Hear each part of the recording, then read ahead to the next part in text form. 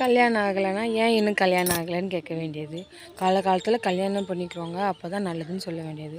கல்யாணம் பண்ணிக்கிட்டதுக்கப்புறம் 1, 2 மாதத்துலேயே எதுவும் விசேஷம் இல்லையா அப்படின்னு கேட்க வேண்டியது. சரி அப்படின்ட்டு ஒரு குழந்தை பெற்றுக்கிட்டோன்னா ஒரு குழந்தையோட நிப்பாட்டியாச்சா, இன்னொரு குழந்தை பெற்றுக்கலையான்னு கேட்க வேண்டியது. ஏங்க உங்களுக்குலாம் வேறு வேலையே இல்லையா? எப்போ கல்யாணம் ஆகணுமோ அப்போ ஆகும், எப்போ குழந்த பிறக்கணுமோ அப்போ பிறக்கும். பார்க்குறப்பெல்லாம் எதுவும் விசேஷம் இல்லையா, விசேஷம் இல்லையா, விசேஷம் இல்லையானா என்ன விசேஷம் இல்லையா? ஆ, விசேஷம்தான் வருஷா வருஷம் வரும், மாதம் மாதம் வருமே. கொஞ்சமாவது யோசிச்சு பாருங்க. பார்க்குற இடத்துல கேட்க வேண்டியது. ஒரு என்ன சொல்கிறது, கல்யாண வீட்டுக்கு போனாலும் கேட்க வேண்டியது, ஒரு சடங்கு வீட்டுக்கு போனாலும் கேட்க வேண்டியது. வளகாப்பு வீட்டுக்கு போனால் முன்ன கூட விடுறது கிடையாது. என் குழந்தை பெற்றுக்கலன்னா முன்னால் விட மாட்டிங்களா? நாங்களாம் வளையல் போடக்கூடாது, நலங்கு தான் வைக்கக்கூடாதா? ஏன் இப்படி மற்றவங்க மனசுலாம் கஷ்டப்படுற மாதிரி பேசுகிறீங்க? அதுபோக கல்யாணம் ஆகாத பொண்ணு ஒரு கல்யாணம் ஆகிற வீட்டுக்கு அந்த பொண்ணு பக்கத்தில் போய் நின்றக்கூடாது, கண்டுபட்டு போயிருமா. என்னத்தை கண்டுபட்டு போச்சு? பொண்ணை பூட்டி வச்சுக்கோங்க வீட்டுக்குள்ளே.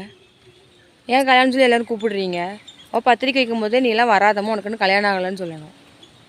வளகாப்புக்கு கூப்பிடும்போது குடும்பத்தோடு வாங்கன்னு சொல்ல வேண்டியது. வந்தால் ஜாடமாடியாக பேச வேண்டியது. இப்படி தாங்க நிறைய பேர் இருக்காங்க, இப்போவும் இருக்க தான் செய்கிறாங்க. எங்கள் கிராமத்துலேயே நிறைய பேர் இருக்கிறாங்க. அவங்களாம் டேரெக்டாக ஒரு நாள் கேள்வி கேட்கணும். ஏன் முன்னால் யாரும் இந்த மாதிரி கேட்க மாட்டேங்கிறாங்க. அப்படியே கேட்டாங்கன்னா பிடிச்சி நல்லா வாங்கன்னு வாங்கி விட்றேன்னு வச்சுருக்கேன். கல்யாணங்கிறது அது நம்ம கையில் இல்லை. நம்மளுக்கு நீ எப்போ நியமிக்கப்பட்டிருக்கோ அப்போ நடக்கும். அதை விட்டுட்டு இன்னுமா உனக்கு கல்யாணம் ஆகலை, இன்னுமா உனக்கு கல்யாணம் ஆகலை. ஆகும்போது ஆகுங்க. அதேமாதிரி நம்ம அதெல்லாம் ஆகும்போது அப்படின்னு சொன்னால் இப்போயே பண்ணிக்க, இல்லைன்னா பின்னால் குழந்தை பெற்றுக்கிறதெல்லாம் கஷ்டமாயிருமா? ஏன் 20 வயசில் கல்யாணம் பண்ண எல்லாருக்குமே குழந்தை இருக்குதா? சொல்லுங்கள். 20 வயசில் கல்யாணம், கரெக்டான வயசில் கல்யாணம் பண்ண எல்லாருக்குமே உடனே குழந்தை இருக்குதா? இல்லையே. கடவுள் நம்மளுக்குன்னு கண்டிப்பாக ஒருத்தரை ஏற்கனவே படைச்சிருப்பான். இதுமாரி புதுசாக ஒருத்தன் பிறந்து வர போகிறது கிடையாது, ஏற்கனவே பிறந்திருப்பான். அவன் எந்த நேரத்தில் நம்மளுக்காக ஜோடியாக சேரணுமோ அந்த நேரத்தில் நமக்கு வந்து கல்யாணம் நடக்கும். எந்த நேரத்தில் குழந்தை பிறக்கணுமோ அந்த டைமில் பிறக்கும். அதை விட்டுட்டு சும்மா நொய்யின்னு பார்க்குற இடத்துல அதையே கேட்க வேண்டியது. நம்மளை கிட்ட நம்ம அம்மா கிட்ட, அப்பா கிட்ட, அக்கா தங்கச்சிக்கிட்ட, கூட படித்த பிள்ளைகள்கிட்ட, ஐயோ தலைவலி பிடிச்ச வேலையாக இருக்குது. உங்களுக்குலாம் வீட்டில் வேறு வேலையே இல்லையா?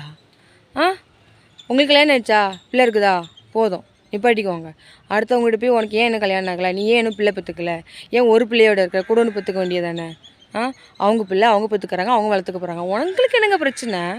உங்கள் வேலை எதுவும் அதை மட்டும் நீங்கள் பாருங்கள். உங்கள் ஃபேமிலி எதுவும் அதை மட்டும் பாருங்கள். என்றைக்குமே அடுத்தவங்களோட லைஃப்பில் என்றைக்குமே என்ட்ரு ஆகாதீங்க. அடுத்தவங்களோட லைஃப் ஸ்டைலில் என்றைக்குமே கேள்வி கேட்காதீங்க. புரிஞ்சுதா? அதை மட்டும் மனசில் வச்சுக்கோங்க.